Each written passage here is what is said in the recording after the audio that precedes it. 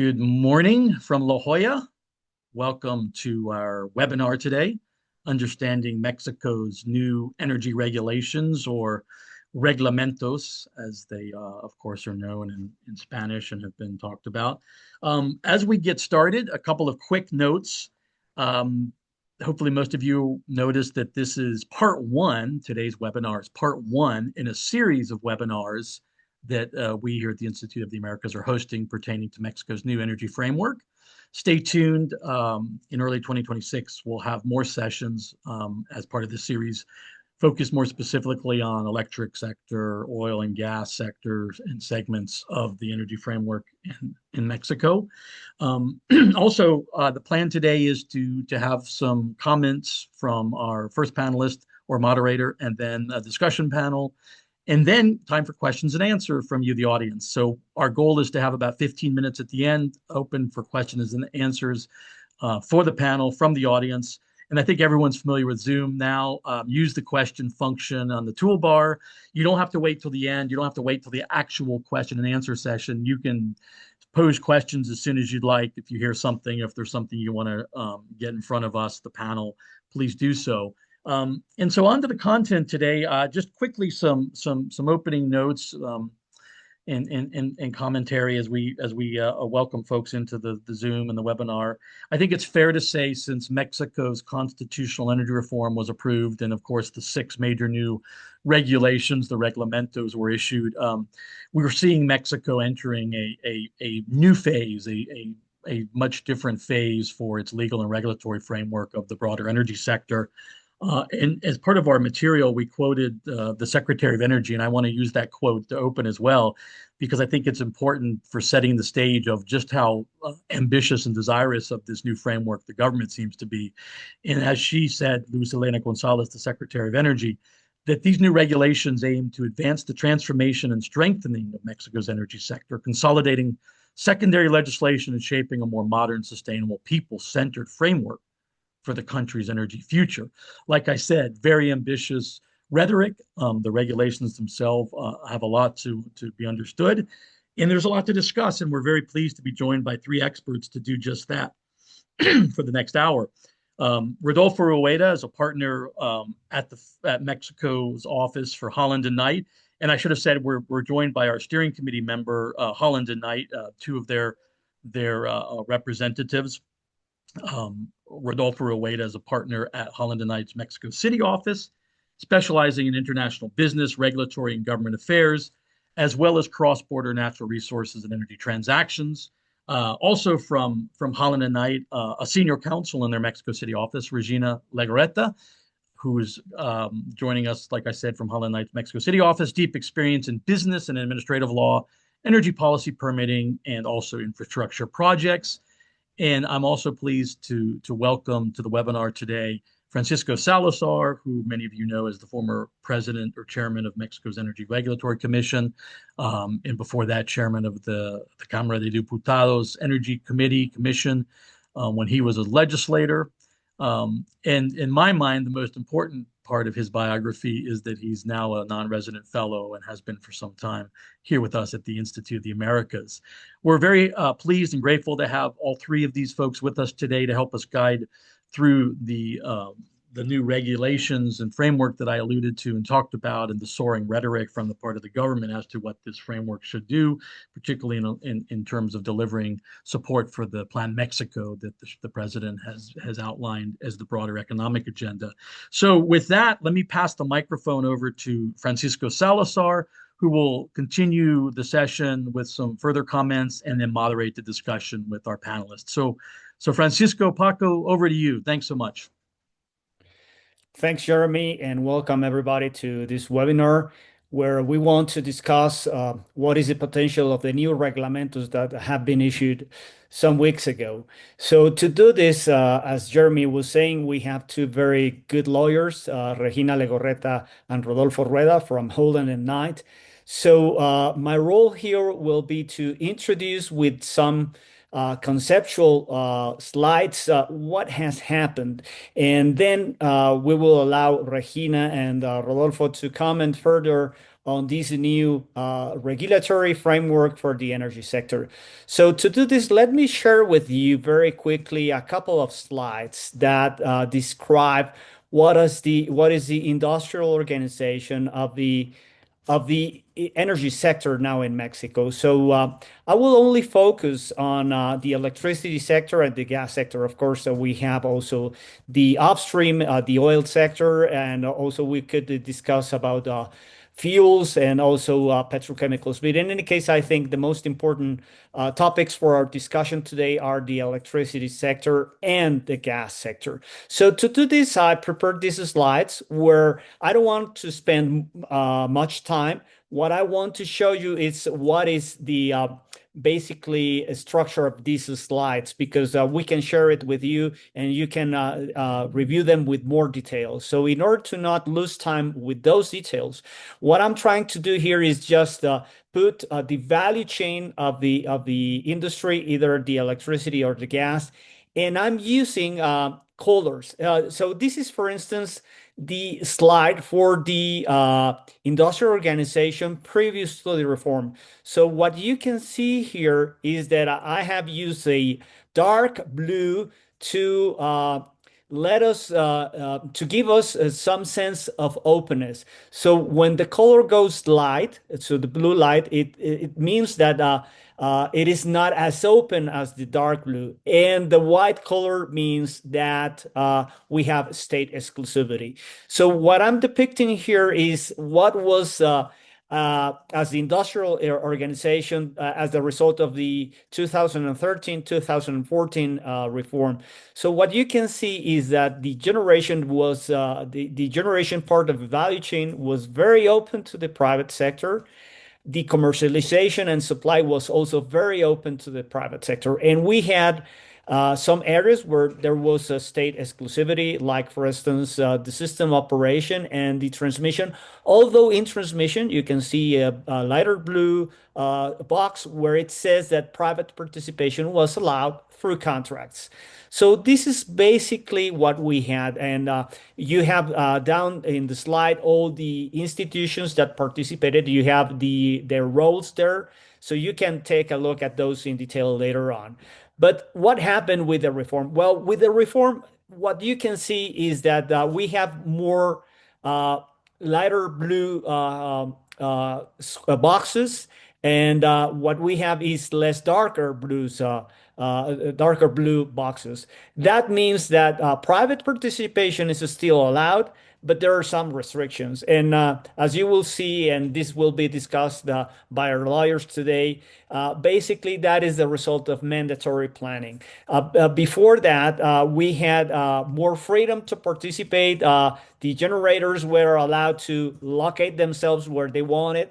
Now they will have to take into account what is the mandatory planning for the sector. Also, what we can see is that some areas where the private sector was allowed to participate, like, for instance, basic supply, although that was only in theory, because in practice, no basic suppliers different to CFE existed. Well, they existed, but they were not operating. Well, that is an area that is totally restricted to the state now. And what we are seeing also is that, at least in terms of the generation, there is still a model of economic dispatch, but we have to consider that CFE or the state, because that is the right reading of the reglamentos, the state will have to maintain at least 54% of the injection of electricity. That is going to be a challenge, but in general terms, if they're basically saying that the economic dispatch will hold, it's a good news. So that is the electricity sector. Now let me go to the gas sector. Again, we have here what was the industrial organization previous to the reform. This was, you may remember, an industry that was open even before the 2013 reform, that was open from the late 90s, and it has been kept like this in general terms. I mean, the only difference is that with the reform, the upstream was open. Now, as you can see, it's still open, but it is more restricted to the private sector.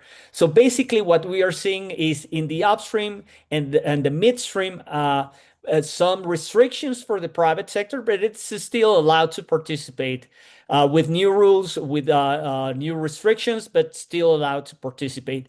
And in the rest of the chain, I mean, in general terms, we don't see big changes, with the exception of one important one, of one very important, which is basically the industry was considered to operate under an open access model. Now, open access is still a reality, but for the private sector, not for the government, not for CFE, not for Pemex participating in industry. So that is a very important change in the practice. I mean, in terms of investment, the rules are basically the same, but there is some preference in the use of infrastructure towards CFE or Pemex. You know now that CFE is a more important player in the gas sector than Pemex. Pemex was a bigger player some years ago, but now it's CFE.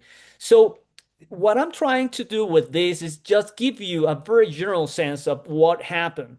Of course, this has been a sorry, there is some kind of echo. Okay, all right.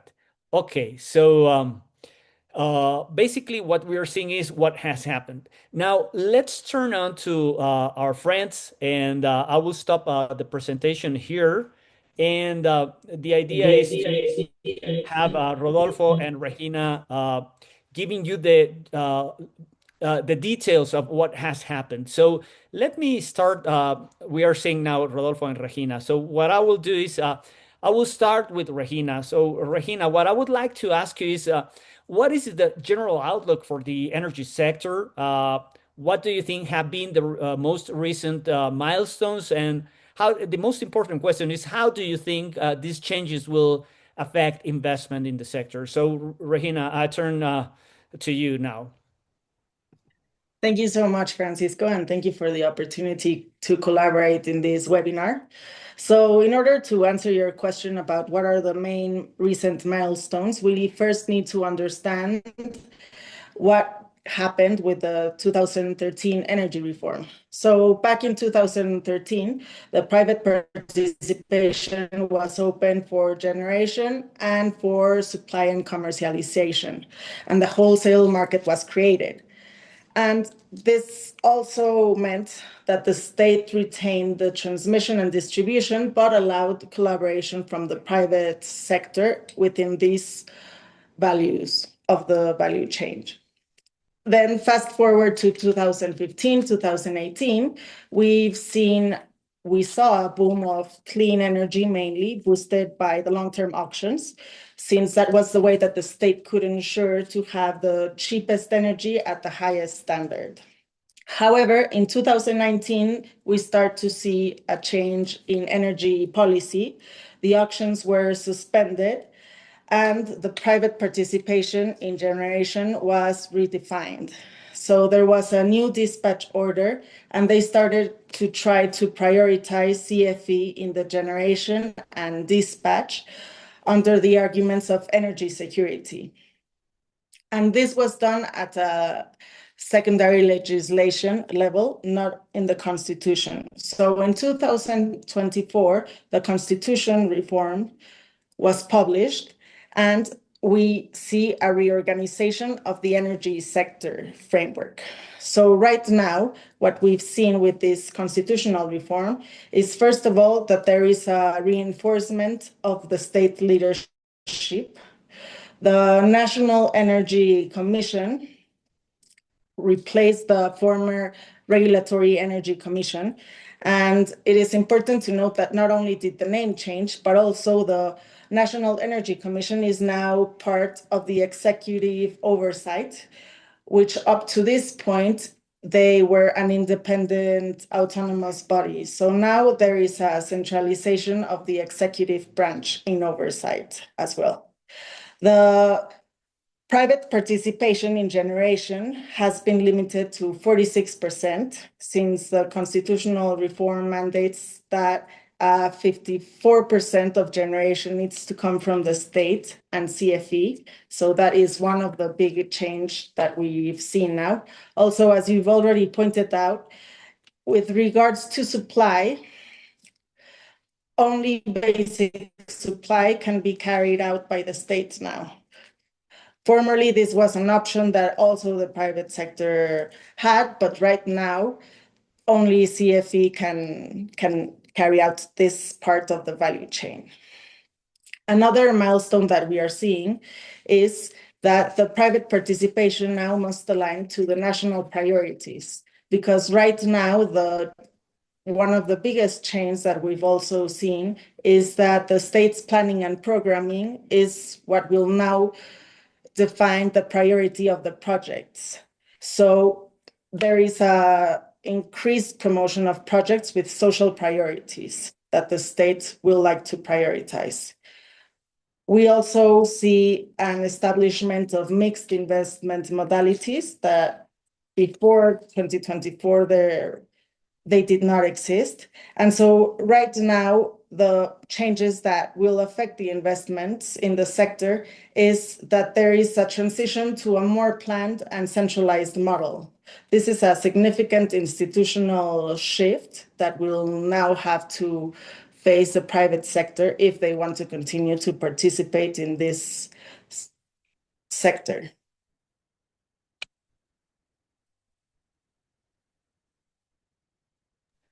Thank you very much, Regina. And so I think it is now important to turn to the legal framework.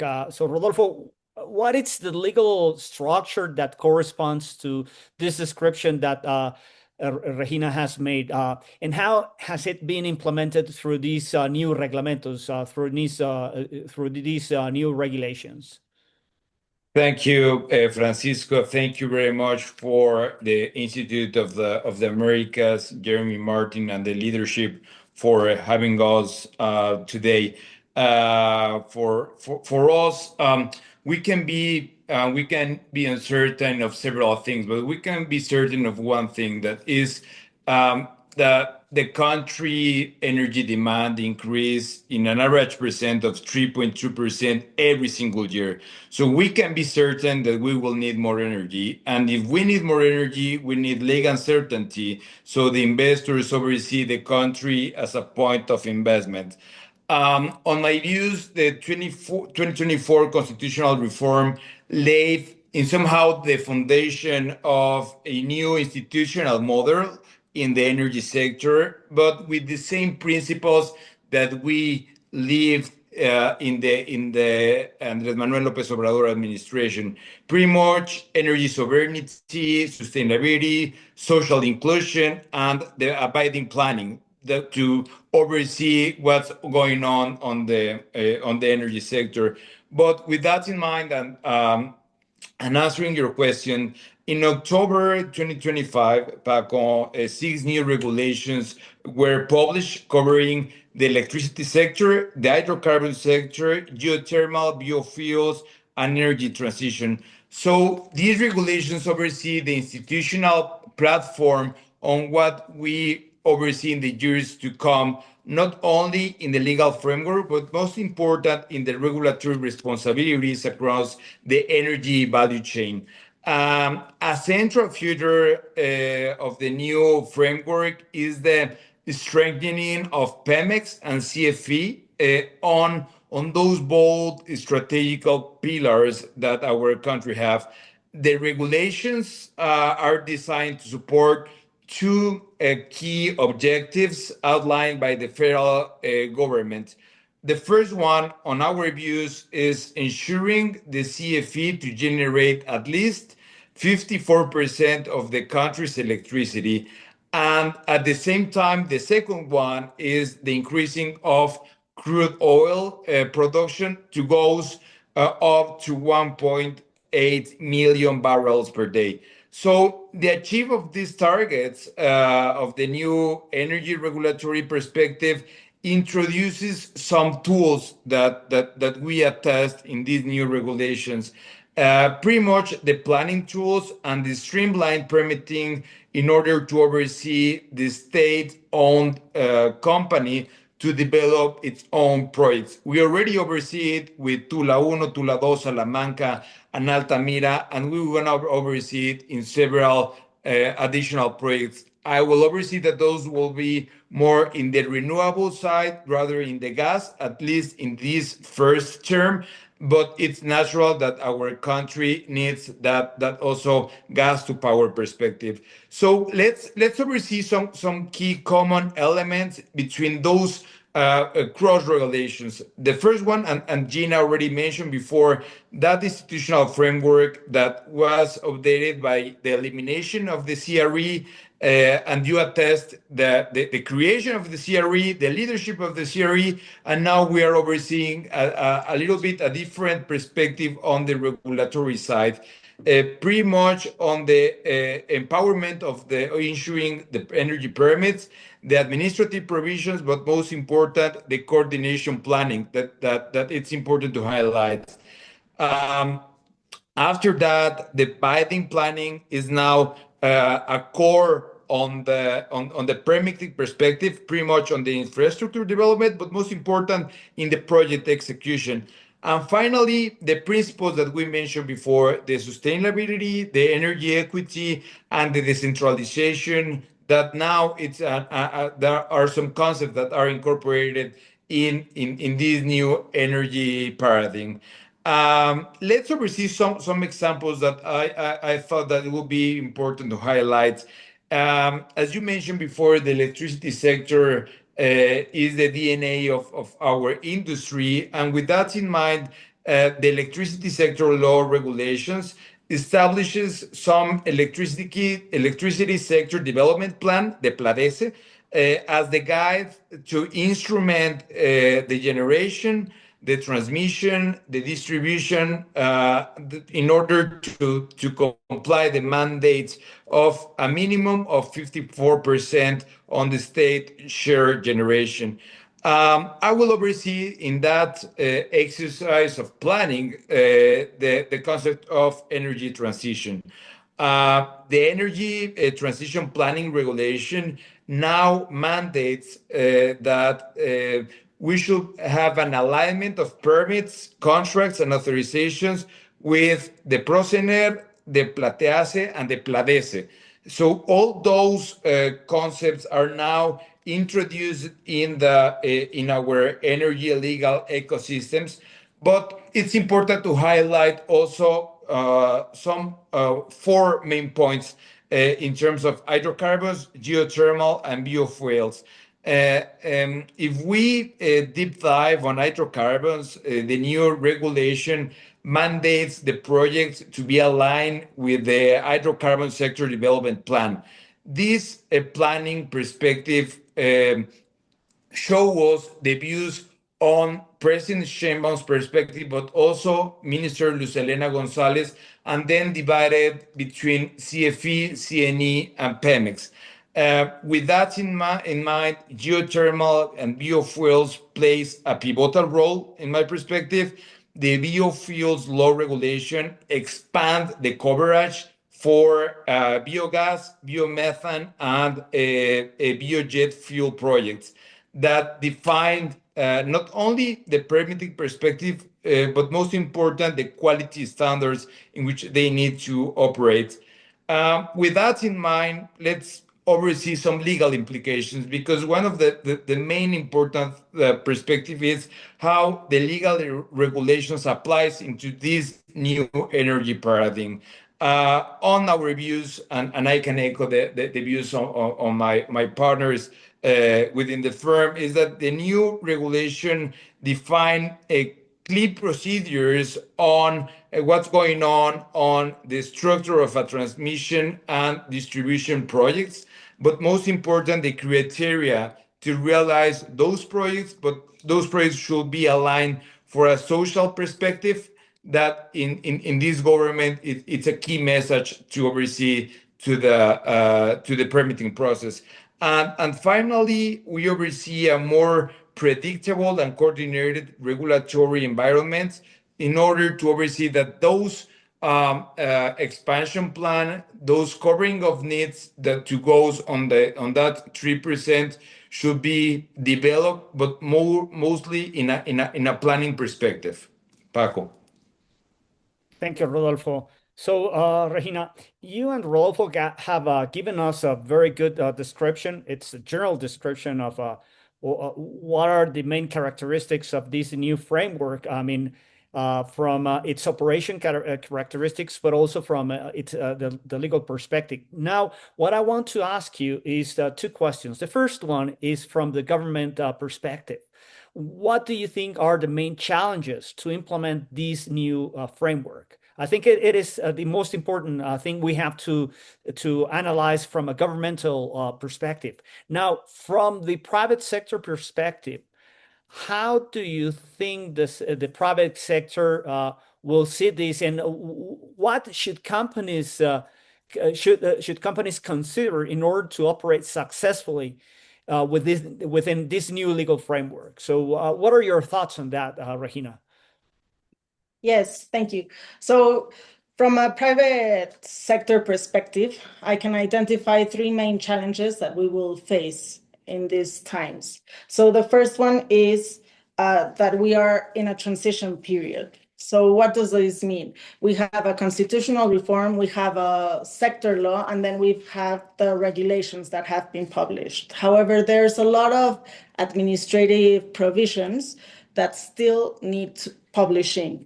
And these are especially important because even though the framework is laid out in the Constitution and then the law and then the regulations, most of the nitty-gritty and detailed information from a technical standpoint, the requirements for permitting and the evaluation criteria are established in the provisions, the administrative provisions. So one of the challenges that we will face is the publication of these administrative provisions. The second one is that we have the legal framework, but now that we actually have it, then we will need for the authorities to operate in an effective manner, especially the National Energy Commission. And what does this entail is that we will need to see that they engage in technically skilled personnel and also a lot of interagency coordination, because with these two components, then we could actually see that they can run efficiently and effectively, especially from a permitting standpoint. Because all of the projects in the energy sector require some type of permit, license, or authorization. So in order for them to be developed, we will need the help from the government to actually issue the permits and analyze them within the established framework. And then the third one is that the planning instruments defined which projects shall be prioritized by the state.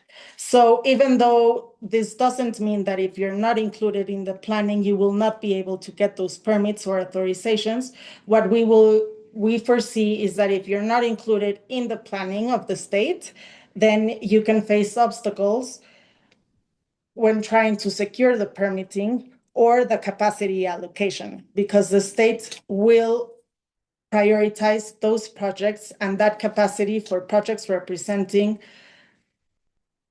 the planning objectives. So what can we do from the private sector? We can start conducting comprehensive regulatory mapping of all of the legal framework to try to identify which legislation is applicable to the project specifically, not only from a law perspective, but also from the administrative procedures and norms.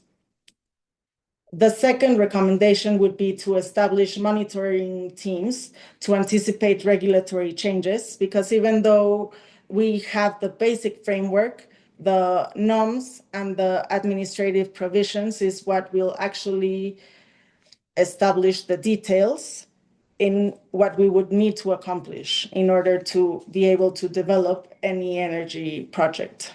The third one is to participate in public consultation processes. Oftentimes, prior to the publication of the administrative provisions, there is a public consultation process where the private sector can include its feedback to ensure that the provisions are actually something that will be able to be enacted from an operational standpoint. So by participating in these processes, we can ensure that the provisions will actually be something that are technically feasible from an operating standpoint. And the fourth recommendation would be to prioritize investment models that deliver public value, that support energy sovereignty, and that align with the government's priorities. Thanks, Regina. Rodolfo, let's continue with the discussion of investment and foreign investment overall. So I think for this discussion, it's also important to bring up the discussion of the USMCA, which is something that will probably happen in the next days, months to come. So how do you think this new regulatory framework fits or aligns with the discussion of the USMCA? Thank you, Paco. So yeah, I mean, in our perspective, the USMCA conversation is something that it's in every single corner of the discussion, not only for the end of this year, but most important for 2026. Actually, in fact, this Thursday, the House of the Senate will launch a consultation process, and if there is someone in the audience that would like to be part of that conversations, just send us an email and we're gonna invite each single person to join that conversations in the House of the Senate. That being said, you have a very good point. The new energy regulatory framework has raised some concerns among U.S. and the Canadian business group, who argue certain measures may conflict with the USMCA perspective on the principles that everyone knows on national treatment or fair competition or non-discrimination. On our perspective, some of the key concerns from the U.S. private sector of the clients that we advise is the potential preferential treatment for CFE and Pemex that we lived for last year and probably this one as well, including a priority dispatch, but also prefer access to infrastructure or discriminatory permit criteria. We saw it in the news. We saw it in live in the regional treatment with the regulatory body. But also some other concerns has been raised about the elimination of CRE and the centralization of regulatory authority in the executive branch. You already attested that, Paco, in previous conversations, and I thought that this is something that is creating some concerns. But also, I will highlight the organizations such as the American Petroleum Institute, the Business Roundtable, but also the U.S. Chamber of Commerce that have proposed some mechanism to provide prior notification and dispute resolutions. On our views, the government asserts that the new framework is consistent with the USMCA and that private participation is not excluded in the government conversation. Some mixed investment schemes are encouraged, and we can attest that on previous conversations, where the states retains the majority control but allows private participation. The executive, it's important to highlight that maintains the treaty obligations in order to oversee the potential investments in the country.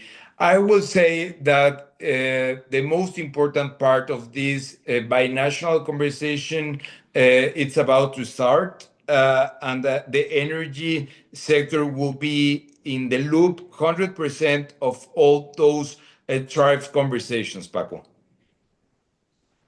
Thank you, Rodolfo. I think I mean it's you're absolutely right. Those will be the topics that will be discussed soon. I mean, sooner than later. In any case, I think what you guys have described is that we have new regulatory framework. We have a new industrial organization. And this implies for the private sector that they have to have a different approach, different to the previous one. So I think because of this, it is important to go with the private developers and make them understand how the rules have been changed and what they have to prioritize, different to what they used to do in the past. And because of this, I want to raise the first question that we have received, and it's a very interesting question. We have been talking about mandatory planning, but what this person wants to know is, what does it mean in practice? I mean, how does a customer, how does a developer needs to understand this mandatory planning?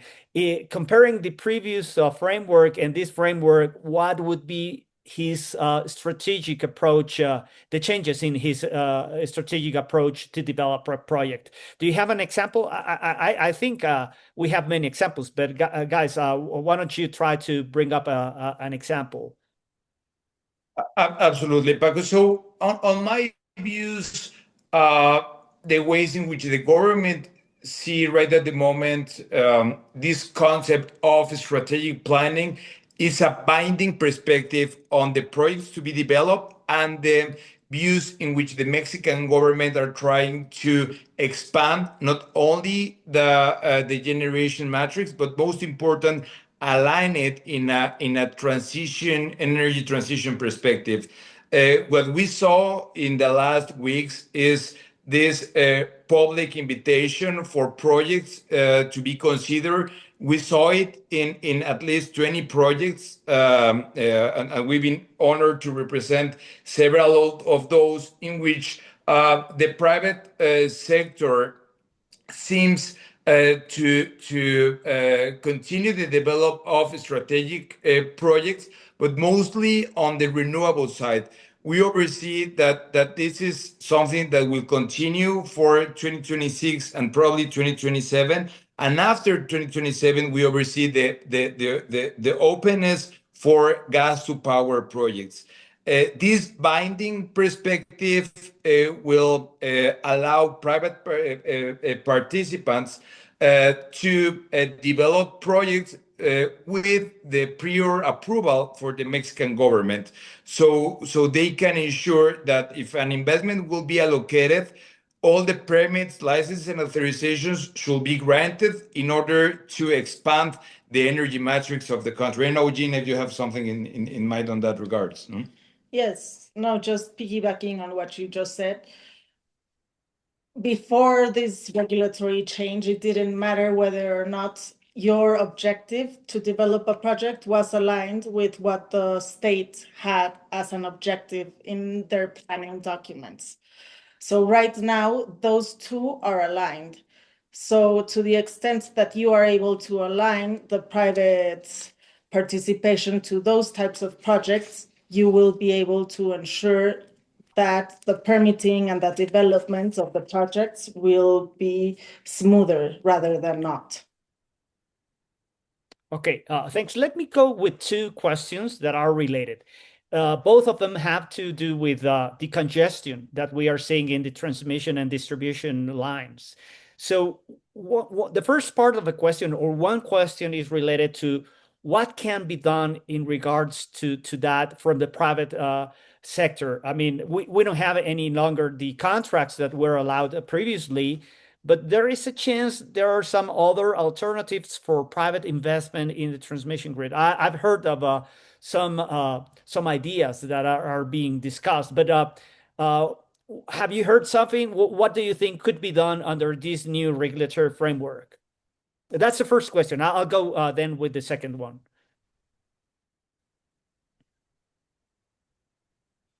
Good to jump in that? Yes, thanks. So yes, it is a reality that you cannot generate more power if you don't solve the congestion, because you need infrastructure in order to be able to get that new generation to where it needs to go. So that's where the infrastructure comes in. Even though the infrastructure is owned by the state and is now a state activity, we foresee that they will need from the private participation in order to expand that grid. And this ties back to the planning. Part of the planning is not only to include the new generation projects that they will be developing, but also what will mean for the grids in terms of expanding the new grid or modernizing transmission lines currently existing. So we do foresee that the state will open invitations for those types of projects as well to be carried out by the state. And Have you I heard? will just go Go. ahead, please. No, I was just going to ask you if you've heard something about the FIBRAS project with CFE, because that's something that could attract some investment for transmission. But I don't know if you're aware of this. Yeah, we are aware of this process. Actually, we participate on the FIBRA structure in which the international finance community allocate some key important budget for the development of potential transmission and distribution projects. What I will oversee is to emphasize on what Regina mentioned before. On our views, if you don't have a transmission, it's 100% sure that you're going to have transition. And this is a common path that we already see in some other Latin America provinces. There is some good examples like Panama or Costa Rica or Chile that you need to increase your transmission structure infrastructure in order to allow the entrance of new energy projects. And if it's something that the PLADESE and the PLATEASE already oversee in order to be aligned for the new paradigm of the energy sector. Okay, perfect. So that's what has to do with the transmission assets, with the physical infrastructure that we need. But what happens if we turn out to the consumer side? What are the options there? It seems that like the government is pushing very hard for self-consumption schemes, for distributed generation, for isolated or island mode projects. What do you think about this? Do you think it's an alternative for these problems we have with the grid? Yes, definitely, because some of these types of modalities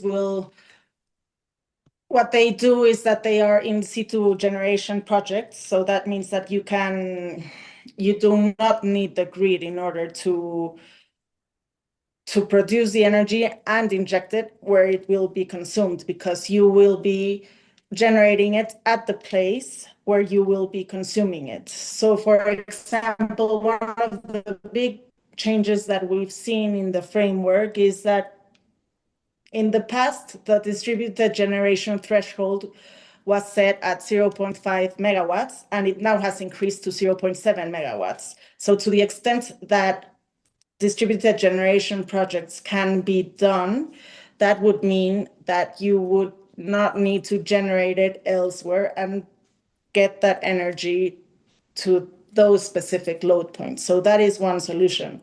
And also having isolated projects as well, since those would entail that you have a private network that do not necessarily runs into the national electric grid and the congestion that we currently face. So that will also mean a potential avenue to explore in order to increase the generation without necessarily having to touch on the transmission and distribution network as currently in place.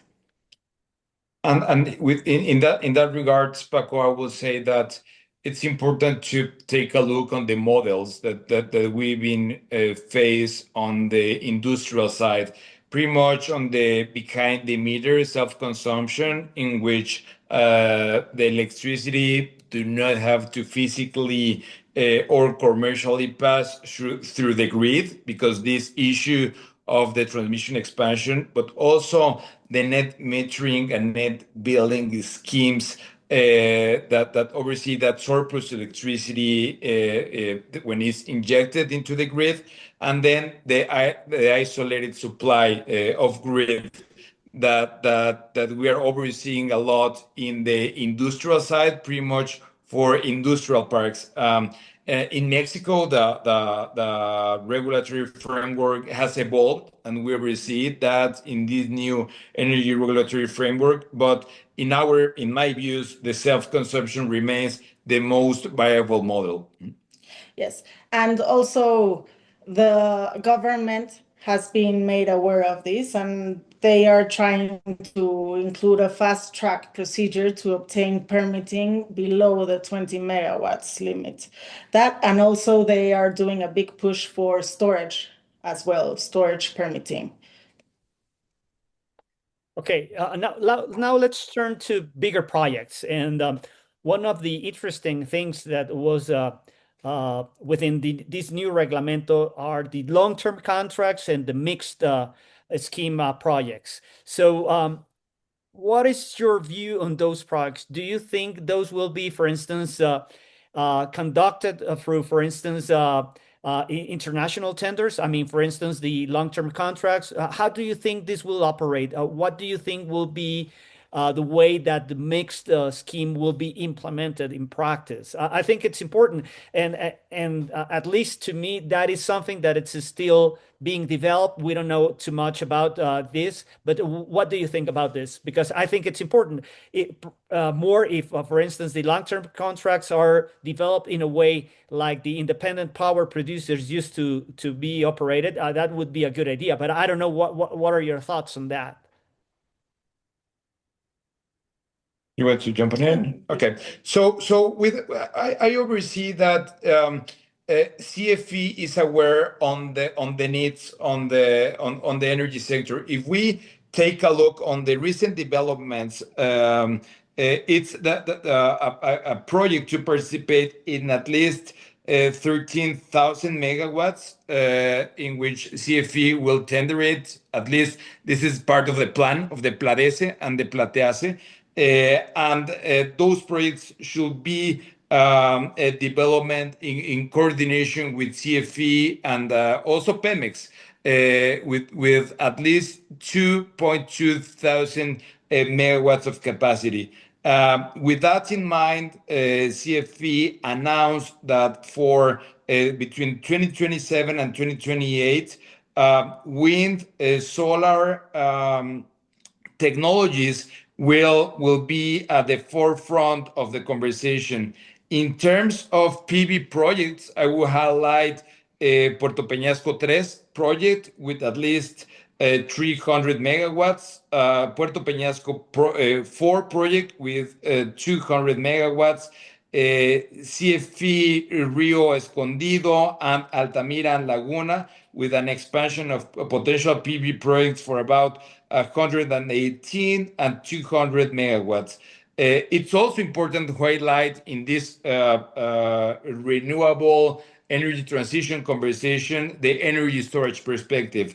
In that regard, CFE already announced at least the needs for these components in Laguna project with 36 megawatts of energy storage, Altamira with 62, and Rio Escondido with 70.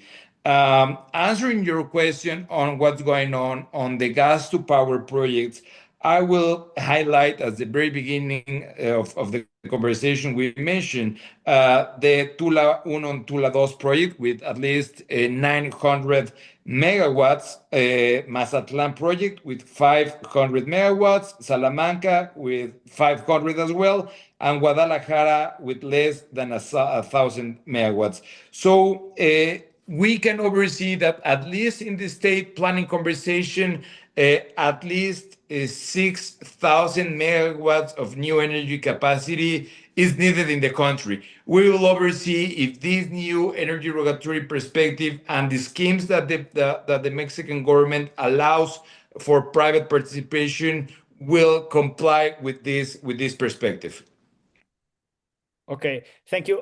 Rodolfo, during the discussion, we mentioned the USMCA. There's a question that it's very interesting. And of course, it's a question that we don't have a precise answer. It's just speculating. But how likely do you think it is that US companies will push for some kind of compensation for the setbacks that they faced during the previous administration? Do you think that's something that will happen or not? I'll say that we will see it this week. As mentioned before, Thursday is going to be a crucial moment to oversee the perspective of the US based companies. What I can attest is that US based companies are remain in the interest to invest in the country because of this expansion on the energy demand.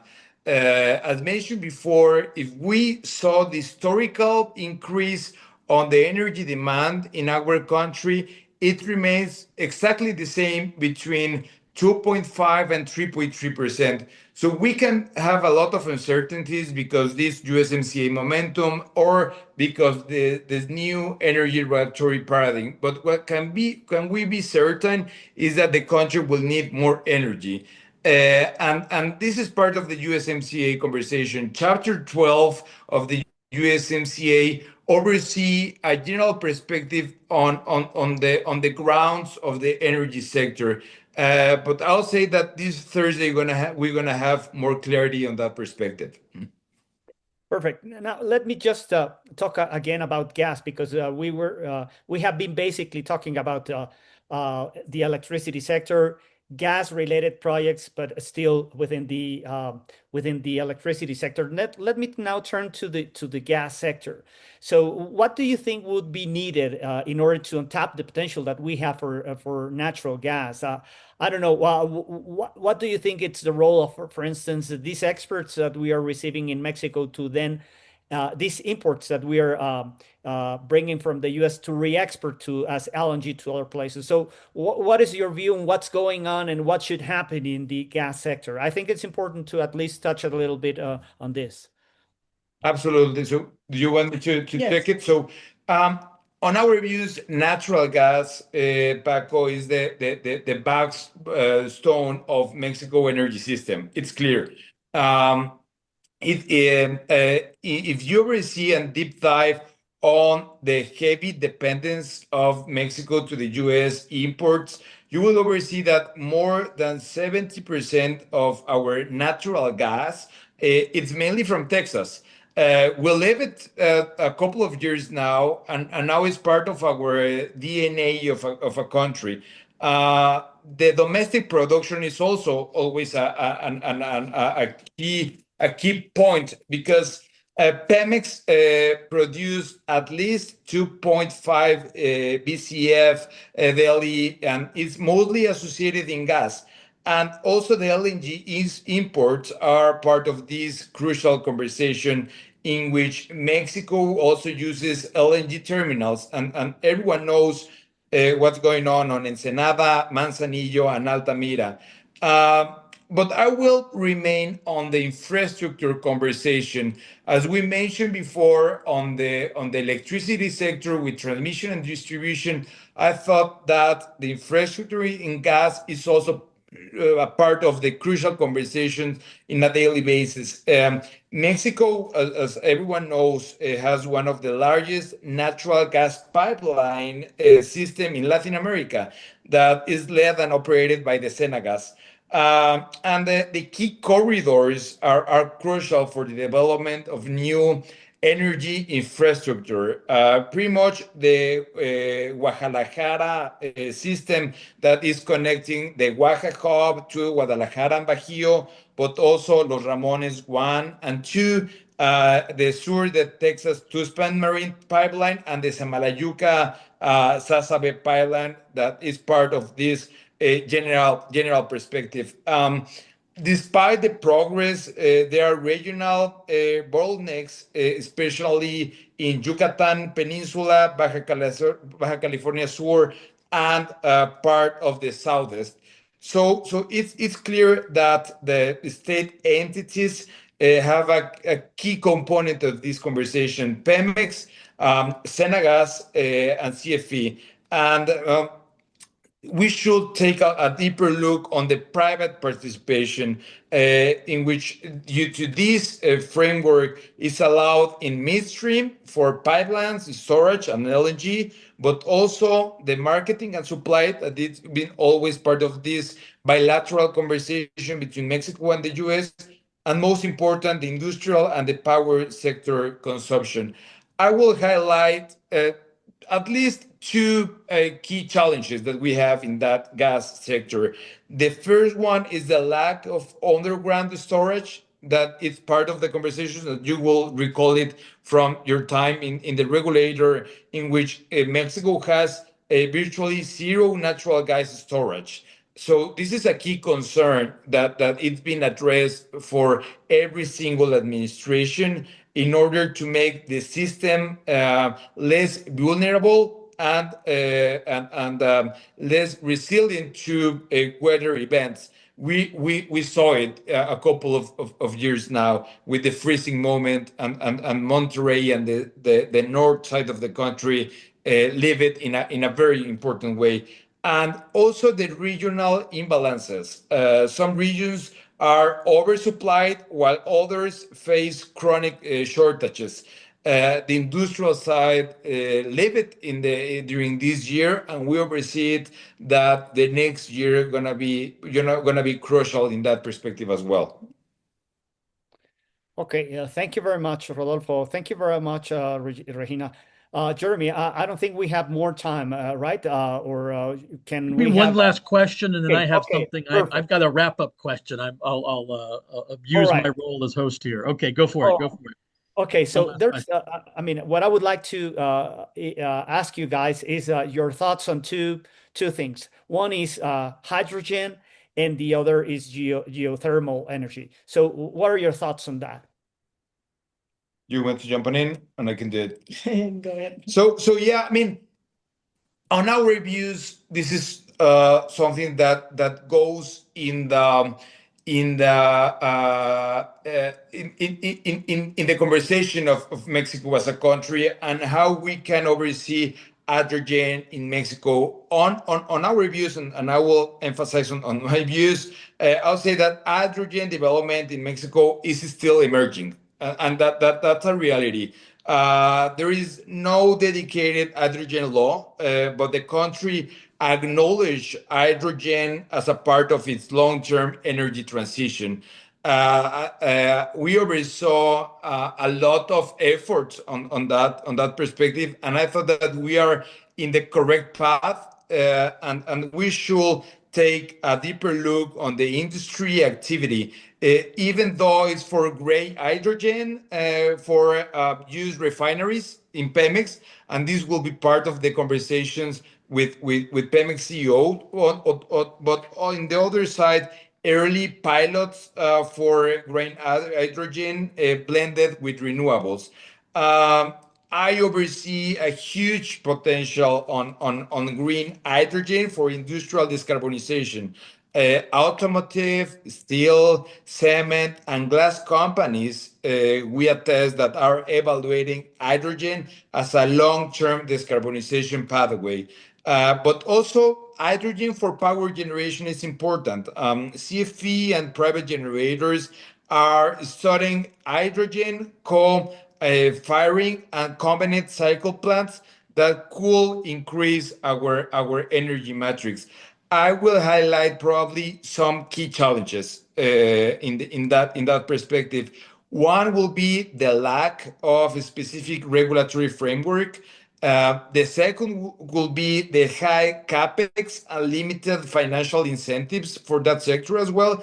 And then, last but not least, the need for strong renewable capacity for the competitiveness of green hydrogen. So I will make that comments for hydrogen. I can then make a deep dive on geothermal. In the case of geothermal, Mexico, as everyone knows, is one of the world leading geothermal countries, and that's a fact. With more than 1,000 megawatts installed, CFE is the main developer of geothermal capacity. And our country is blessed not only because of the people, but most important for the natural resources that we have. In Baja California, we have Cerro Prieto. In Michoacán, we have Los Azufres, and at the same time, in Puebla, we have Los Humeros, and in Nayarit, Domo San Pedro. So we can attest the high baseline reliability in geothermal. With that in mind, I oversee also some key challenges, mainly for a high exploration risk and capital requirements for that sector, mainly. Then the environmental and social permitting complexity that geothermal industry has faced in the years before, and then the need for updated regulatory guidance for ESG and hybrid projects. So, as a very simple summary, I would say that hydrogens support the potential anchor for renewable expansion projects, while the geothermal perspective underpins industrial growth with the state-based capacity. I thought that you're muted, Paco. Sorry, no, I was just saying that I turned turn it to you, Jeremy. Okay, thanks, Paco. Thank you. Well, thank you so much, Regina and Rodolfo.